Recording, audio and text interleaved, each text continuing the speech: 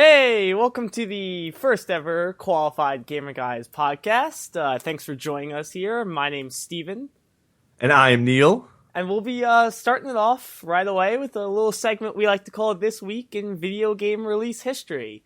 So the way this works is we just, go on Wikipedia and we look at the releases in this week in years past, at least 3 or so years ago, and we pick out a game that not necessarily is the best game that released in this week, but something that meant something to us. So the first game we're going here is Rogue Galaxy, which means something to me because it was my last PS2 game that I ever purchased, which has a special spot in my heart because that's a great system and it was a great game. And it's an action RPG that remind me a little of Kingdom Hearts, and I know Neil knows nothing about it, so Absolutely nothing. I was trying to sell him on the concept, but I know you watched the video and you said that it looked like something you'd be interested in, right? And it was more the developers, Level 5, who have made a lot of games that I have liked later on the PS3. And when I was looking up, just reading the plot about it, it sounded really interesting to me, and I was kind of mad that they haven't remade the game because I'm not about to hook my PS2 back up to play it, but I want to play it in some little way. Well, interestingly enough, I actually played it on my original PS3, which had backwards compatibility, which is a rare thing back then. It was indeed. It came out on January 27th, 2007, so it's after release, obviously, the PS3. But I've been looking forward to it for so long. I still purchased it. I never beat it. I never even came close to beating it. But it was it just left the lasting impression of just like a fun action RPG. There was some awesome crafting environments, and it's a game that I think would be perfectly suited for like a portable system right now, like a Vita or a 3DS. Like Gotcha. That. I mean, if you look at it, like when they came out, they had their guns blazing. They were like, we want this to compete with Final Fantasy and Dragon's Quest, and it won a few Game of the Year awards, but it never sold well because it was kind of like a last gen thing by the time it got out. So kind of bad planning, I guess, by them.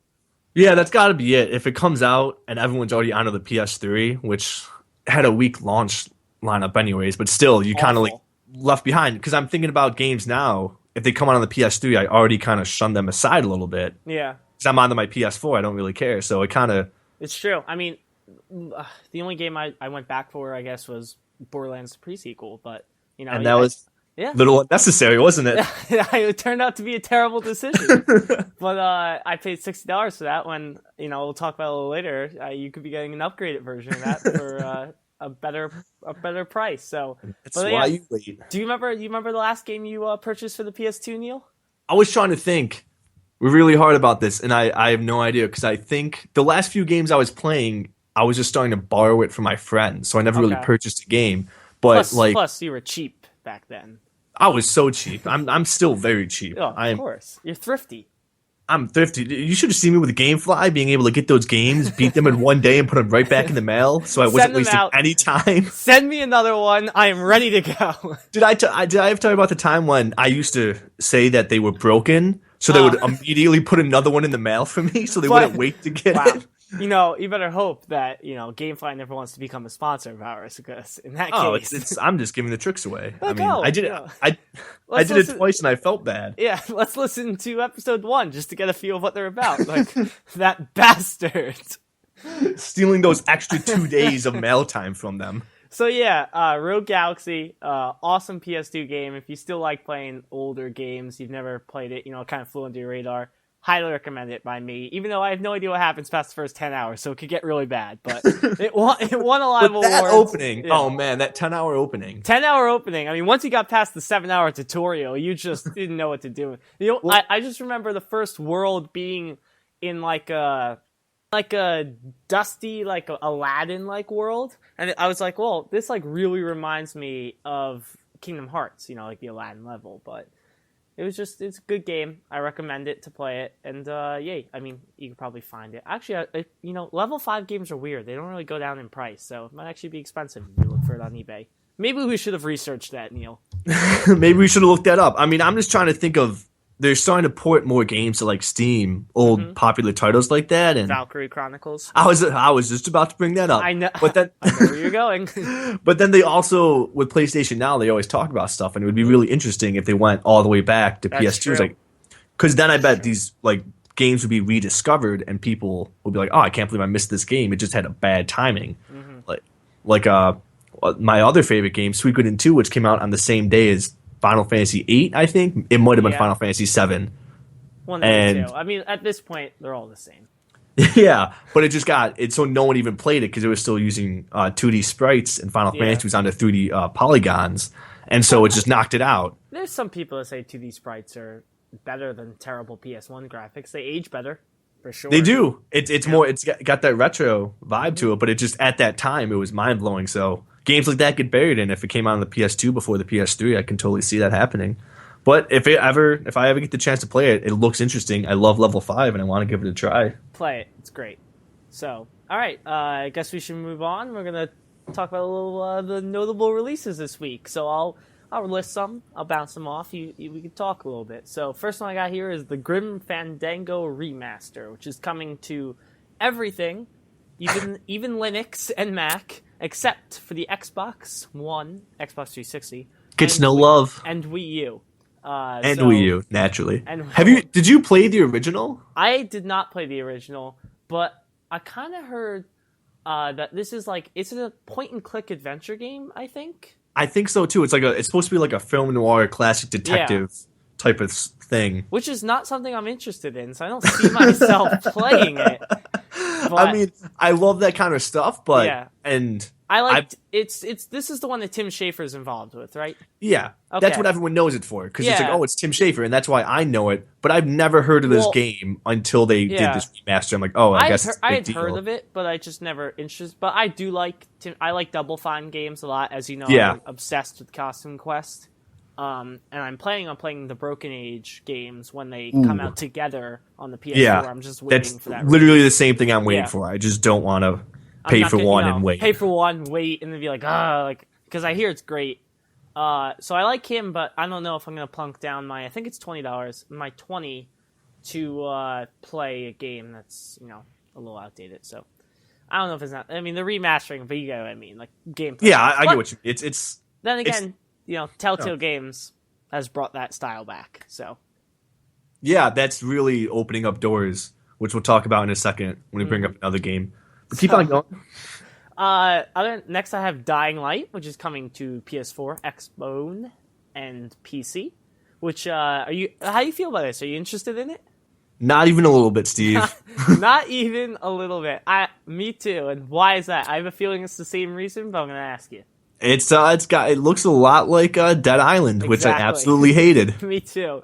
I feel like it's the same clunky combat. I was watching a stream of this guy's just struggling to hop over a waist high, and I'm like, oh, this game's all about parkour. And granted, this guy could have been just terrible at this game, but he just couldn't get over this waist high fence. And I just what I hate about Dead Island? You just have an oar in your hand, and you just be smacking away at a zombie for 5 minutes. You wouldn't go down. I think that game was awful. I hated how. I want to be hey, if I hold this button down, I have a more powerful swing. If I run and hit it, if I'm low, it's nothing. It's all the same. You hit one button, one swing. It's like smacking the punching bag with a piece of meat, if you get that reference. One of a kind reference. Yeah, I mean, it's a reference to nothing, is why I'm asking if you got it. It wasn't a fun game. To be fair, Dying Light may not be that. It could be totally different. It could be...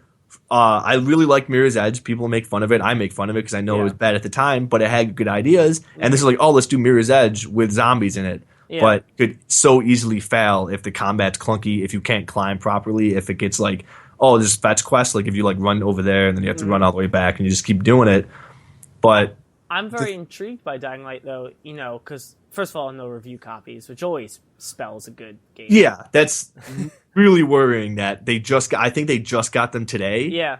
And it's funny because they were bragging about it earlier. The guy was like, "Oh, we're not going to have any review embargoes. As soon as you play the game, you can write a review about it." Yeah. And then they just released them the day before. We're not going to give you a game, so we won't have to worry about that. And also the whole this doesn't affect the U.S., but the whole digital only for a month or so, right? Yeah, and I mean it's happened before that. The U.S. gets a game first, and then Europe gets it a month later. And I think it just has to do with I don't know, The shortage, yeah. I yeah, don't know. whatever, like the region locking. There's something that goes on manufacture wise that it just takes another month to do it. I don't know why. I don't understand it at all. I mean, but it's strange in this is that it came out today digitally for Europe and Australia, but a month for the physical copy, which led them to give away the pre-order bonus for free to everyone because, Yeah, that's, I guess, what they thought would be cool.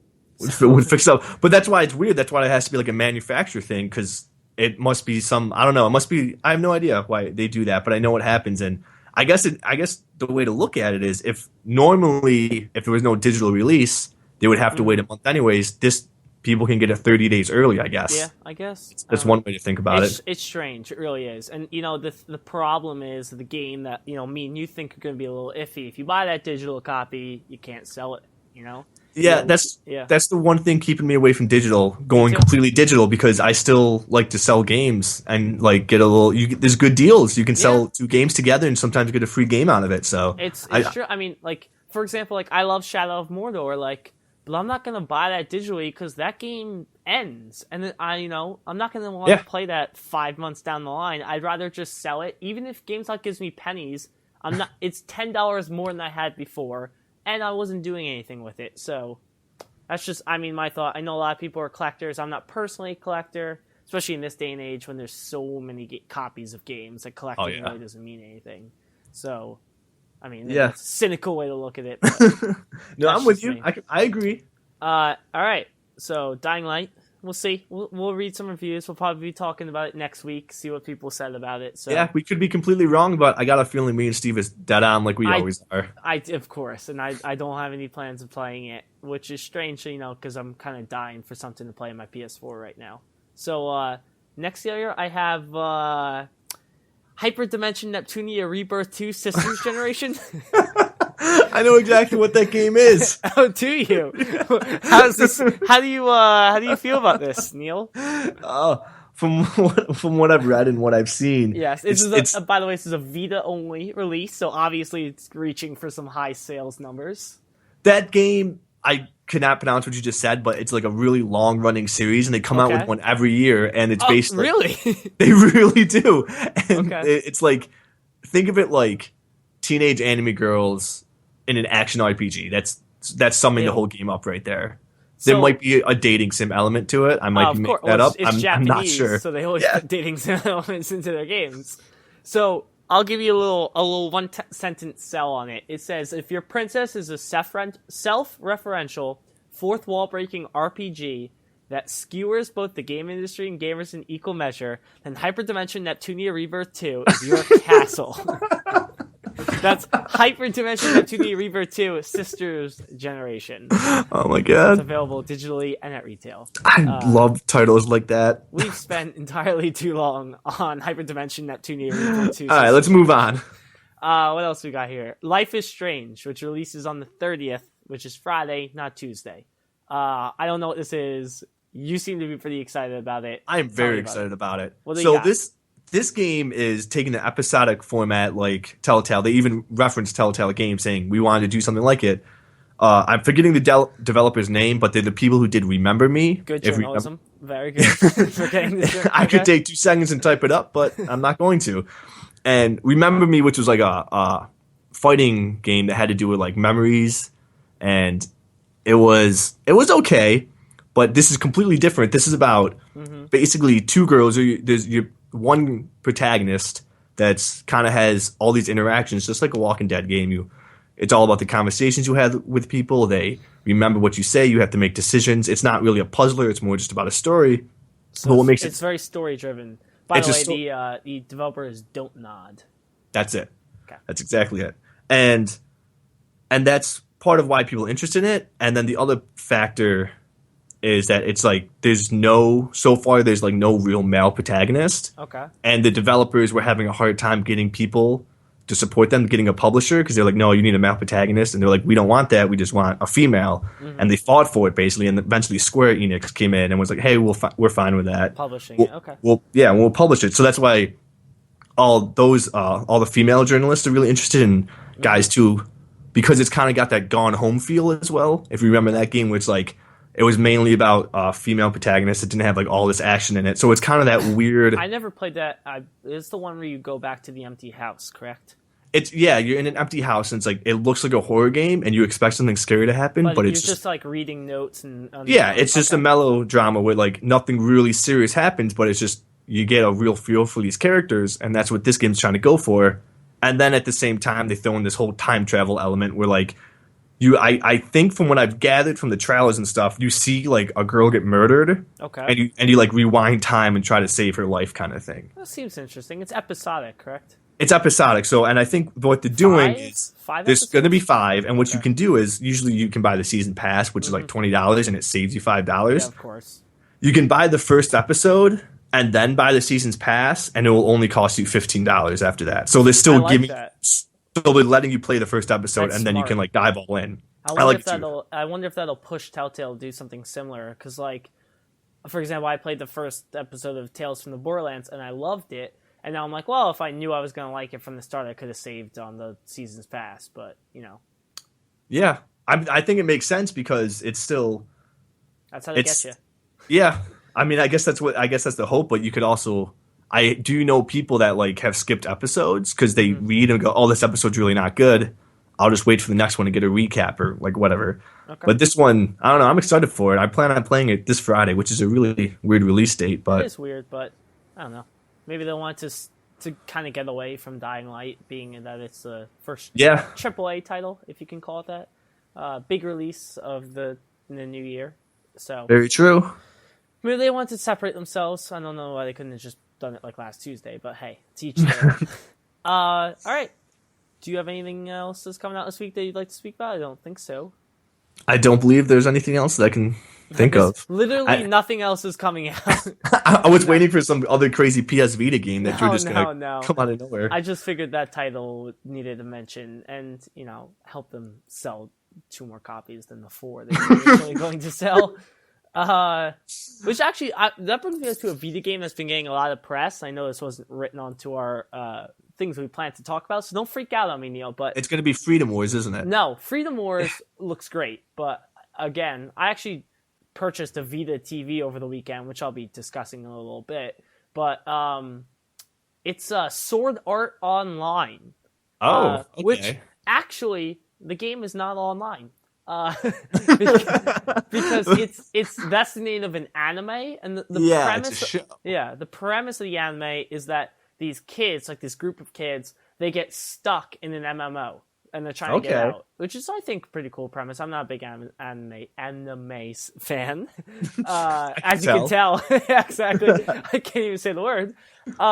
So it looked pretty fun. It's an action RPG, and it's actually getting a fair amount of press. And they originally weren't even going to release it in the States, but so many people were importing the game that they localized it and they released it, and it's apparently pretty good. So I'm probably going to end up purchasing that eventually. I like action RPGs. I like good games. So Well, that it just makes sense. I mean, at break that it down point, like that. You're at good that to point, go. we're 2 for 2. So it's interesting. And I don't know how we got on that. Oh, because we were talking about a Vita title and Hyperdimension Neptune Near Rebirth 2 Sister Generation. Oh my god. Or HNR BSG for short.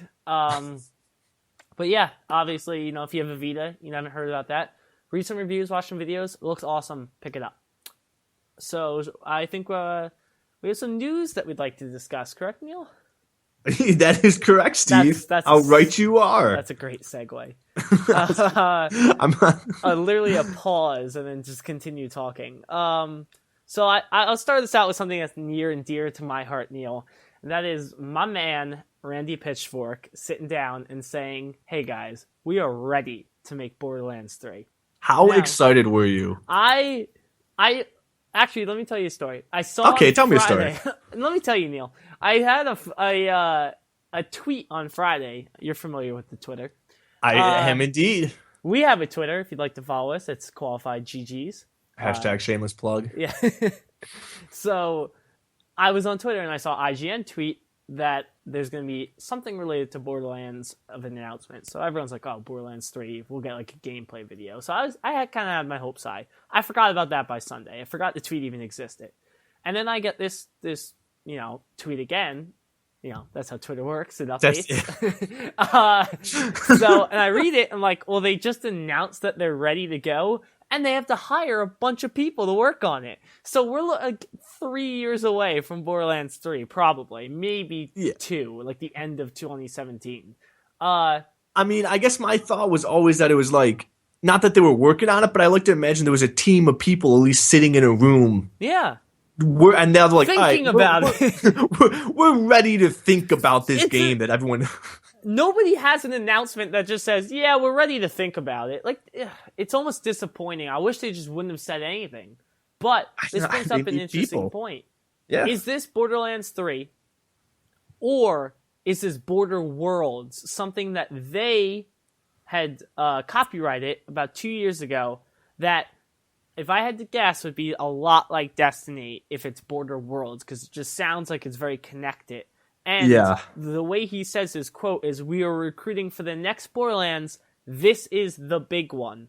This is what he said. So I have a feeling this is not Borderlands 3 like everyone's saying. It is Border Worlds. You're going to have a Destiny type, you get random people, not an MMO, but kind of an MMO, because Borderlands does loot 100 times better than Destiny anyway. So you'll have... God, me and Neil do not like Destiny. It'll have a PvP aspect to it. It'll have like raids. It'll be kind of like Destiny, but just in the Borderlands world. That's what I think. And I'm a huge Borderlands fan. I've bought Borderlands 2 3 times for 3 different, for the PC, the PS3, the PS Vita, and soon to be the PS4. So just drop the mic, Steve. Drop the mic. Let me just say, heard it here first, people. So you can trust me when I say this is Borderlands. Mark it down. January 26, 2015. I'm calling it's not 3, it's Worlds. That'll be our first bet. And if not, I'll owe you $10. Sure. I'm agreeing with you. I think you're right, actually. But so now you owe me $10. But I'm just saying that, this is something that I thought long and hard about over the last 24 hours. I would absolutely love that, because Destiny could have been amazing and it wasn't. And every time we were just like, if it was more like Borderlands, if this was more like Borderlands, it would be. I think that's just me really loving Borderlands. But it's a good point as well, that if it was more like Borderlands, it would be a better game. But absolutely. Also, to defend Destiny, if it was the same game as Destiny and it had more content, it would also be a better game. So if it was a first-person shooter that had more of everything, it would be like Destiny and better. But we were just talking in particular the loot system. Borderlands, the loot system, it's constantly dropping guns for you. And whether those guns are good or not, I don't know, but at least it gives you a sense of here's something.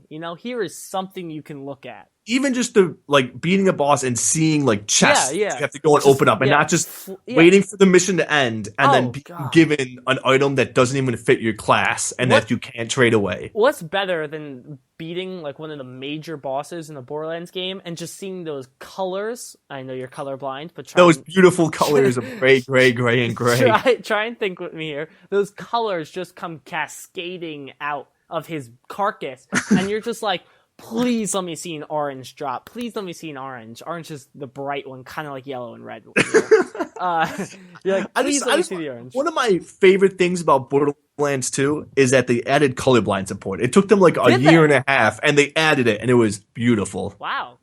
So what did the loot... I mean, this is a dumb question. I was going to say, what the loot... It looked like different colors. Okay. It wasn't blue, purple, and red, orange.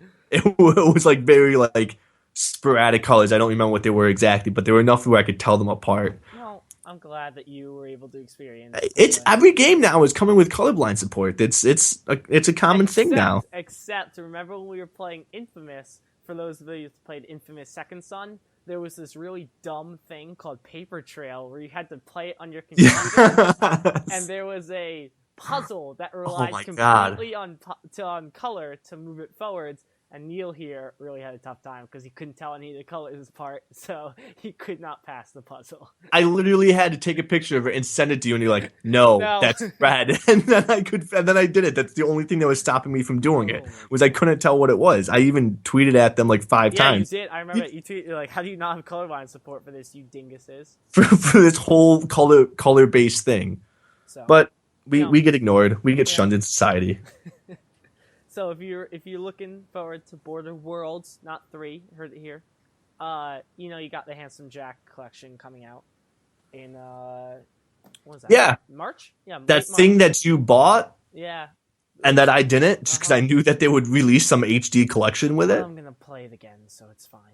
Yeah, And and this time with me, so it'll be fun. it'll be fun, yeah. It'll be that's Borderlands 2 and the pre-sequel in one. Is that 60? Yeah, it's 60, I think. Yeah, Which is fine. I mean, you're getting two really it's good two games. games. Yeah, so The it's not a pre-sequel complaint. is fun. I know a lot of people did not play it because it was last gen and PC only. It's fun. It's kind of like a Borderlands 2.5 in that they only really add laser guns and they add a new element, which is just ice. But It's low, isn't it like low gravity, like real low gravity? it's low gravity, but after a while that doesn't even affect you. You just kind of get used to it. It's Okay, kind of like the jumping in Advanced Warfare. It's very floaty. So okay. when you use your boosters, obviously, you know what I mean. Or I thought you were gonna say Destiny. no, we don't talk about Destiny. Yeah. So Border Worlds, cool announcement. I guess 2018, great. What else we got here? So the Order 1886. Oh my god, don't I'm care. excited. I am excited. That trailer came out last week. It looked great. I think it looked great. It did look great. I'm not denying that the trailer looked amazing. Yeah. It looked very cinematic, which is what the whole game is going to be. It got Yes, me. I mean- It made me want to sit down and find out what the story is. But just the gameplay has not sold me, and I think that's going to make or break the whole game. It looks heavy. Like, a lot of people are comparing it to Uncharted just because it's a cover-based shooter. I don't think that's a good comparison. No. Because that's a light game. Yeah. It looks like Gears to me with how heavy it looks like the guns feel in the game. I know if you guys are having a hard time, heavy, like Killzone is heavy. Yeah. And Call of Duty is light in a way a game plays. So it just feels like, everything packs a big punch. You're kind of like lumbering movement.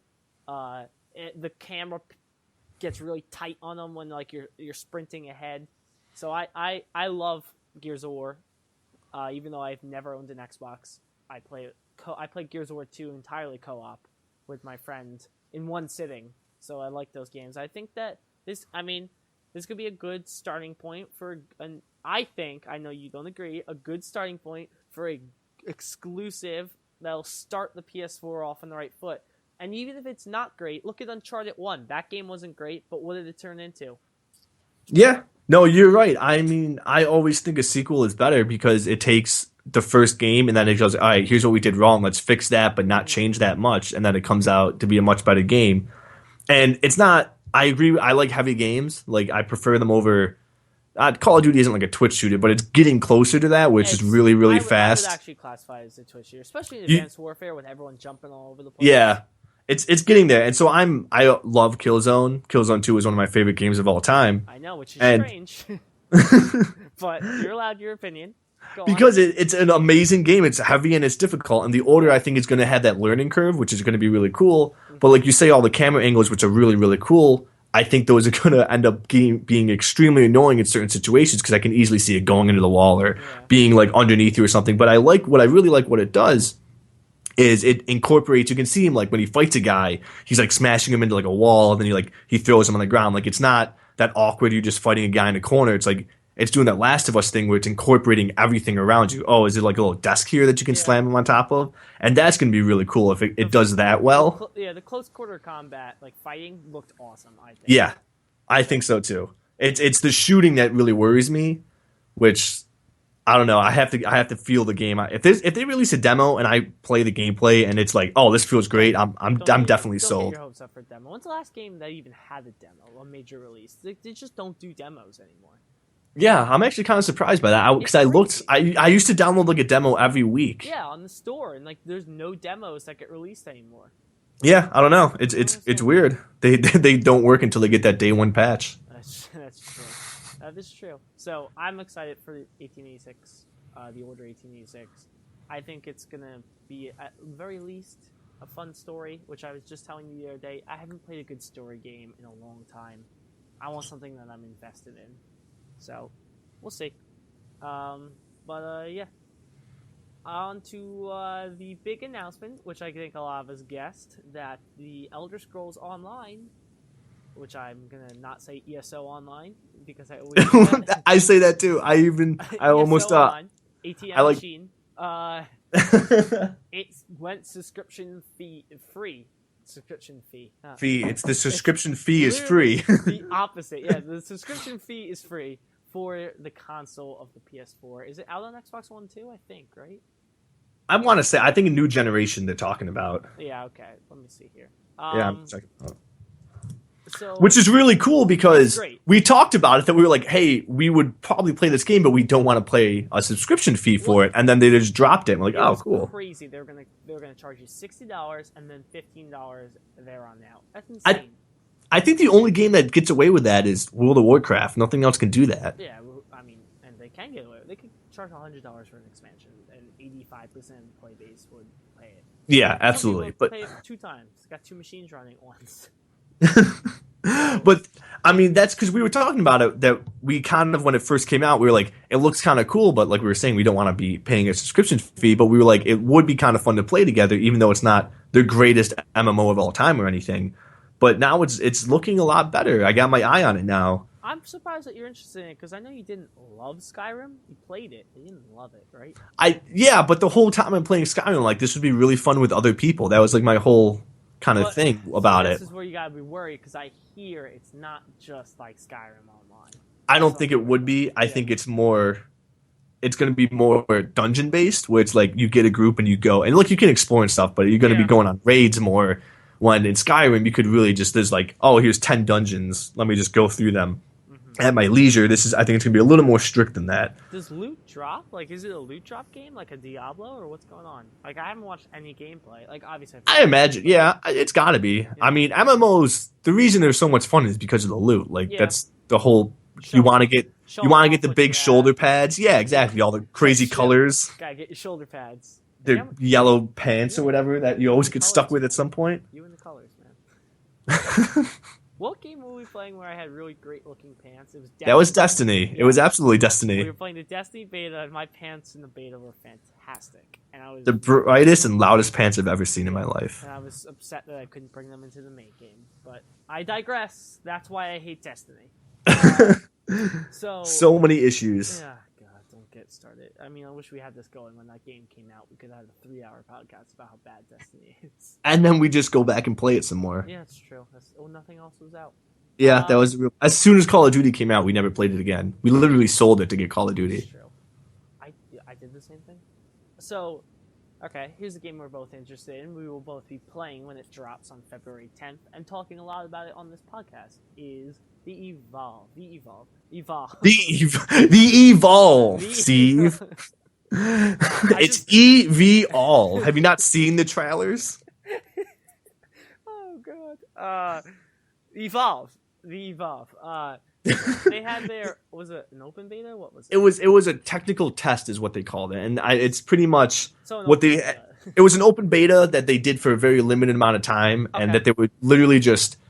Because I was getting the emails, they were like, "Look, everyone sign on between this." You played it, so tell us what'd you think. Yeah. Oh, Steve, I'm telling you right now. Yeah. They so they sent out these emails, and they were like, "We want everyone to play at this exact moment. We're trying to not break the servers." They're stress testing it. That's exactly what they were doing. They wanted to get because when the alpha came out, I couldn't ever sign on. Yeah. I literally it came out for a weekend and I never got to play it because I could never get my character. I could never find a match. It wasn't working for the PS4. Was that around the same time that the 2.0? That's what they blamed, and it was probably true, but there was other issues with Xbox. Like I know some of the servers were not up to what they were doing, but that was the point of the alpha.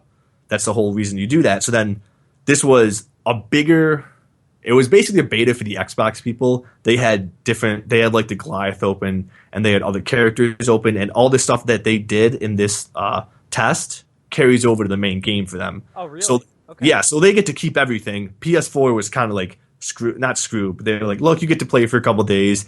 You don't get all the levels. You don't get all the game modes. You get to play as one guy, and you don't get to keep your stuff. Tough luck. Yeah, but it was still really fun, like because I never got to play it. I wanted to play it, and I finally sat down and was able to play it.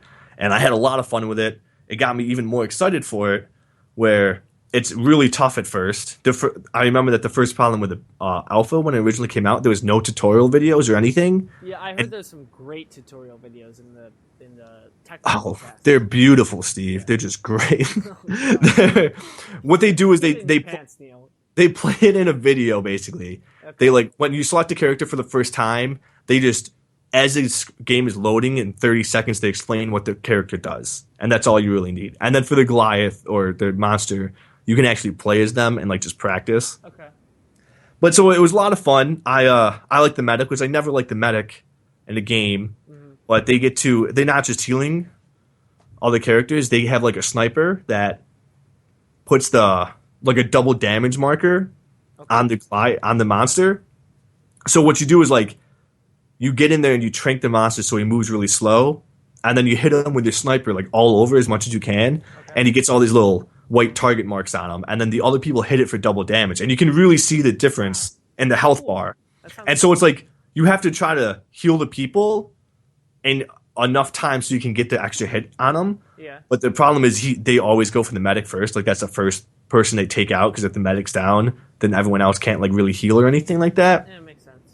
So I mean, it's difficult. If the monster knows what they're doing, it can be really Yeah. tough. But that makes it fun, you know, if you have a tough test because you got an actual player being the Yeah, I mean, there were boss. times when like the monster would come straight at us, like charging just for a fight, and he'd die almost instantly. Like he can't fight in the beginning.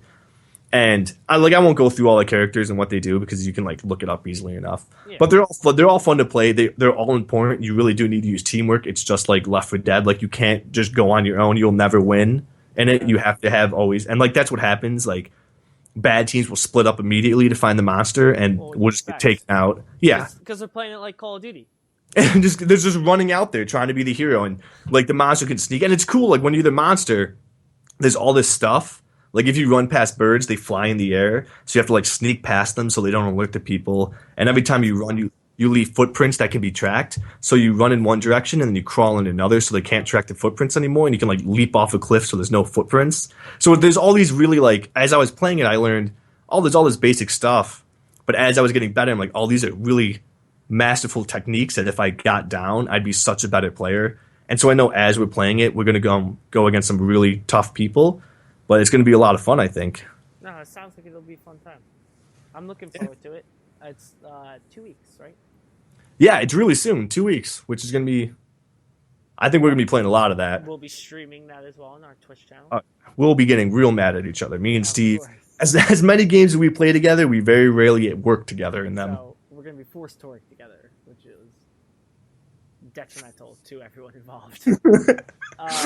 But yeah, that'll be fun. It'll be fun to stream on our Twitch channel, which is Koalafied Gamer Guys. If you haven't caught on to that, whole thing yet. Yeah. So I'm looking forward to it.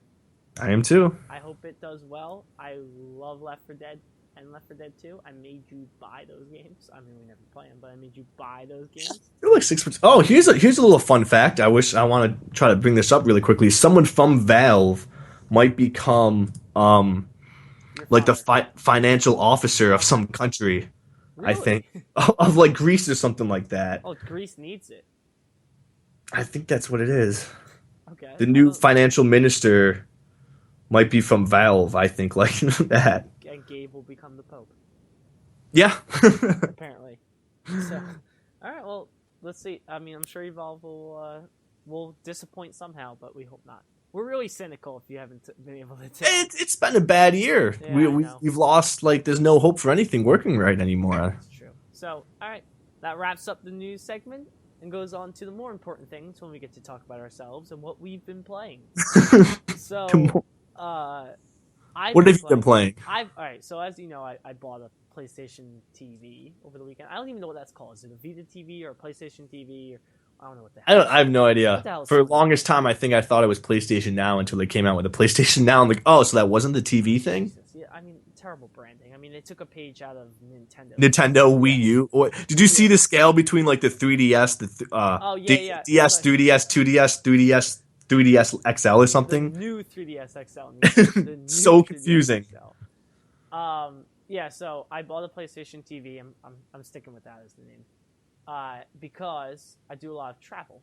and I go home sometimes. I don't want to take my PS4 with me every time, so I'm like, I'll set up the remote access and play it. But I bought it last weekend when I was home, and I couldn't set up remote play, so I was like, let me fool around in the store and diddle around with like a dumb game.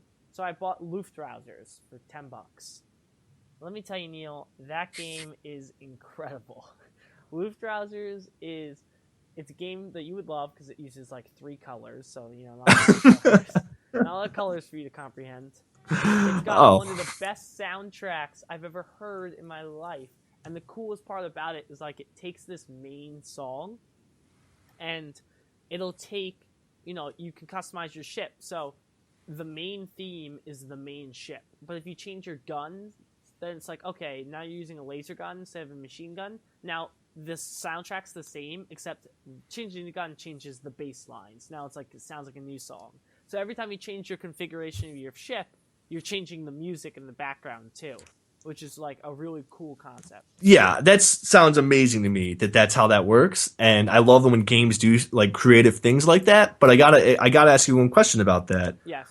Have you ever gotten a gun and you didn't want to change it because the beat is just so good with that specific combination? Yes, really? Yes, like for example, the laser gun. I don't like using, but the music when you use the laser gun is fantastic. And I'm not like overselling the music here. That game is worth the $10 just to experience the soundtrack. Now the gameplay wise, it's a very complicated momentum based kind of twin stick shooter. Not really. It's only really one stick. You use the face buttons to shoot.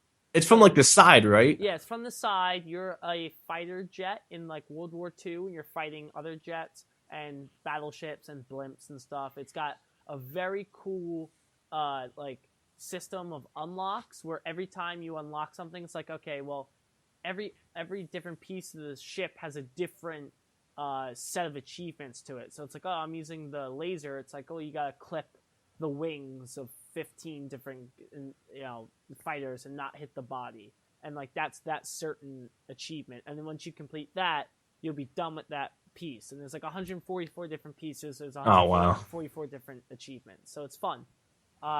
You're basically just playing for high score, and it's just a fun game. It's momentum based, which is really strange. So pretty much by hitting up, you're doing the throttle, but if you let go of that, you don't just stand still. You slowly start to stall because you're a plane, you know what I mean? Oh, okay. And then you like kind of coast in the direction you were going, and then you'll start to fall. So there's some really cool things where you can hit the throttle really hard, and then because when you're not hitting the throttle, you can turn faster. You can kind of like swing in a circle and take out a bunch of people as you're falling out of the sky. So it's cool. It's a lot of fun. It's very tough, but it's definitely worth $10 if you have a PC or a Vita or a PlayStation TV, as I guess it's called. Yeah, no, that sounds really cool. That sounds like it would be one of those games, almost like Resogun, where it's really tough at first, but you get once you get it down, you just. It's one of those games when you're watching from the side, you're like, oh, how the hell are you keeping track of everything? But like, you kind of like just zone in, which is I guess a lot like of a Super Stardust HD or Resogun. Like it looks crazy, or Geometry Wars is a great example.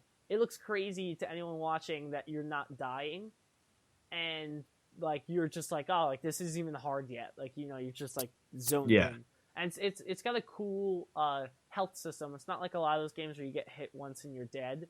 It kind of like the color saturates, and if you stop shooting, you can regenerate health. So there's kind of a risk reward. That's pretty cool. I like that. This game sounds really interesting. It's really fun. I didn't think I had heard that it's fun. I didn't expect to like it this much. I liked it so much that I brought the Vita TV back with me, or PlayStation TV, even though I expected to leave it at home just because I want to continue playing. Just because you want to keep playing it. Yeah, I did. So it's awesome. So what you get on because it's a Vita game. Never mind. I worked it out in my head. It's a Vita okay. Which I'm playing on my television using a DualShock 4. Which is probably the best way to play it, to be honest. I didn't even know it was a Vita game. I thought it was a PS4 game until you said it. So yeah, you have unless you want to play it on your PC, you have no way of playing it. Okay. And I know you can't get your controller to work with your PS. Yeah, I'll figure that out. As soon as I figure that out, I'm gonna have so many more games to play. But it just, I don't know why it doesn't. You click a button, you download it, you install it, and it just didn't work. You suck. That's why. Dude, PCs suck. I mean, they don't suck. You just are confused by them. And then quickly, just because it's so old, I'm playing Bayonetta on the Wii U because I love Bayonetta 2. Again, just a fun, over-the-top experience. And I'm finishing up the bonus levels in Captain Toad, which was fantastic. My number 3 on my 2014 Game of the Year list. So yeah, that's what I've been up to. And obviously I've been playing Call of Duty Online and streaming it on our Twitch channel with you. So Yeah, having some fun. all sound like good games. I'm almost being convinced to get Bayonetta. I don't have a Wii U, so I'm not going to get the second one, but the first one for the PS3.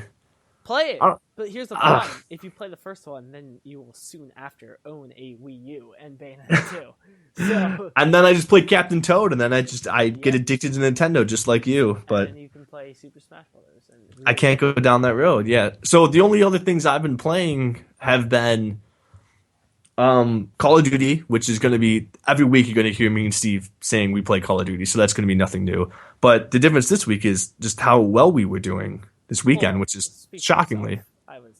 Last night we both played pretty well, but I don't know. There's something about that game that I'm great for a couple rounds, and then I am piss poor for the rest. I don't know what it is. Yeah, that's how it works most of the time. But the other game I played, Dragon's Age, I'm just knocking away more quests in it. Like even before this, Dragon's Age, Inquisition, yes. You frequently call it Origins. I call it Dragon Origins Age half the time. Yeah, that's a great game. It's a great game. It's one of those games that I just opened up a lot of new worlds to explore in it. Okay. Like I hit that story arc checkpoint where I was able to just open up like a ton. And so before this, I was like, oh, I got a couple hours to kill. Sat down, never like for a second had to look for anything to do. I just went from like one thing to the next, and it just like leads you, like you'll get 5 things and it will lead you to like this, and you fight a guy and he drops like a key. Where's the key lead to? You open a door, there's a boss in there, you kill him, he drops like a note, you read the note, you run over here. Like it's just never ending stuff like that. And I've spent 2 hours in this brand new world, and I think I've uncovered like a fourth of it, like not even, and there's like 50 more quests to do in this one, and there's like 10 more worlds I haven't even gone to yet. Well, I'm saying worlds, but I mean like countries or territories. Are they called realms? Realms, yeah. Like it's all on the same map. I'm not like leaving the atmosphere or anything like that. I played the game. I know better than you. And then the only other thing which you guys might see is I did a little capturing of Trine, which is Trine 2, which is a really old game, but they did remake it on the PS4s. And I played that with the complete edition, which comes with both games and the Goblin DLC pack, which is like 4 more levels, maybe 5 more. I'm not even sure. Okay. I love Trine, and so played that, got a capture. Hopefully that goes up on YouTube. Should just be highlights of some fun moments, and that's pretty much what I've been playing. That's it. That's all I got. You still haven't bought a 3DS. I have not bought a 3DS. Will you be purchasing a new 3DS XL? Absolutely not. I will purchase. Are you gonna get Majora's Mask when it comes out? I never played Majora's Mask. Oh, that's right. Yes, I've played almost every Zelda. Here's what's starting to bother me. Everyone has almost always said Ocarina of Time is the greatest game of all time. Yes. It's their favorite Zelda, and then some people, a couple of them, we even know one of them, have said that Majora's Mask is their greatest game, their favorite Zelda. Who is that? Douglas. Oh, Doug. Little crafty hands. Doug is Neil's neighbor, who is a very interesting character. We can't get into Douglas on the podcast. We need a separate podcast to get into Douglas. Just to analyze Douglas. Yes. But, and then people are starting to say, like, oh, this is actually my favorite one. And now everyone's saying it. They're like, oh, this is like the greatest one. I never wanted to admit it because you weren't supposed to admit it back then. And I don't see it. Like, I like it. It does some cool things with it. It's really dark. It's shockingly so. And there's like, it's almost an open world side quest kind of thing. But it's not my favorite one. It's probably one of my least favorites. But it is like the only direct Zelda sequel, I think. Maybe there might be a really old like NES one that might be like Link 2 or something like that. But yeah, you definitely, it's worth a playthrough. Well, I don't know if you'd call them sequels, but the Game Boy ones, was that Seasons or whatever that one was called? Do you know that one I'm talking about? I think I They were do. But simultaneous games, kind of like a Pokemon Red and Blue situation that came out. yeah, one was like a side scroller, right? They were. I think they were like very similar. I forgot. Excuse me for bringing it up without knowing it. I believe they're called. How dare you? I think it's Oracle and Seasons, if I'm not mistaken. But That that's sounds probably right. like it could be something, right? But this one, I know that this excuse one. me. It's. I was close. It's Oracle of Seasons and Oracle of Ages. Ooh, there you go. So you were right. You were like halfway Game Boy there. Color games. They're available on the Nintendo 3DS eShop if you're interested in playing them currently. They're not sequels. They're kind of exactly like Pokemon Red and Blue. Same game. It's a little different things. Yeah. So this one, Majora's Mask, literally starts at the end of Ocarina of Time. Like I won't say it. Like there are some games I just never want. Spoilers for me. I mean, I know everyone else on Earth's played it, but I have not. So Have you never played Ocarina of Time? I played Ocarina of Time, but no. All right, that's a game I didn't want to spoil because there's some games you don't ever want to spoil because they're so good that there is some person who might not have played it that they still have to experience the greatness to it. But it takes place like immediately after that, so it's literally a direct sequel. Okay, that sounds interesting. I'm interested. Yeah, it's worth a playthrough. It sounds interesting, so I'm interested. All right. Well, before we go, is there anything else? How's it going with you, Neil? Is there anything you want to talk about, or? I'm trying to think. I don't know. The rubber is coming off of the joystick in my PS4 controller. That's very upsetting. Oh, Jesus. That happened to me as well. Oh God. They used the shittiest rubber known to man. They really did. And usually the original, like the PS4 Sony made ones are the good ones. It's not like I'm holding a Mad Cat controller or anything. Mad Cats. Cats. Is it with a Z? It's with a Z. Oh, because it's cool. I see. Because it's edgy and from the 90s, Neil. So that's if that's your biggest problem, I think you count your lucky blessings. So. Oh, I absolutely do. I don't know. I got nothing going on in my life. Just playing games and trying not to die. Got a big snowstorm coming here tomorrow. If you're listening on the Northeast, you know exactly what I'm talking about. And yeah. Other than that, so thanks a lot for tuning in to the first ever Koalafied Gamer Guys podcast. A few plugs for us and for one of our very special friends in the podcast. So just for us, you can follow us on Twitter at QualifiedGGs. That is KOALA, like koala, FIEDGGS.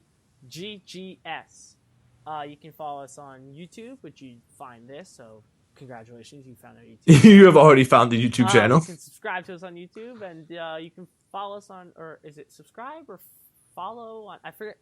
It's follow on Twitch because one of there's no. It's like and follow, and you want to like us. Yes, like us on Twitch. We don't want you to give us money. We don't want your money.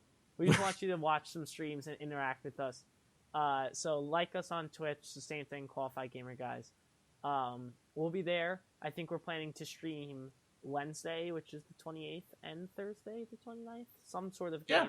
We'll be streaming something. Come by, watch this. Our schedule moving forward will be podcast release on Tuesday and streams Wednesday and Thursday night.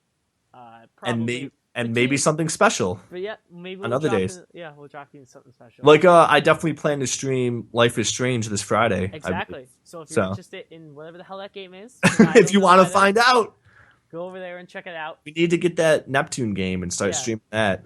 Oh, you mean Hyperdimension Neptunia Rebirth 2 Sister Generation? I love that title so much. Well, I mean, I have a Vita TV, so I could actually somehow stream that. Well, now you're locked into it. No, I'm not. I will never be locked into that. So yeah, follow us there. Come by, watch some streams. You can probably see us streaming between 7 and 11 Eastern. Not the whole time, but some point in that. And just a shout out to our awesome jingle. If you want more of songs that sound like that, you can head over to SoundCloud and look up Gearhead Music. That's GEAR Head Music.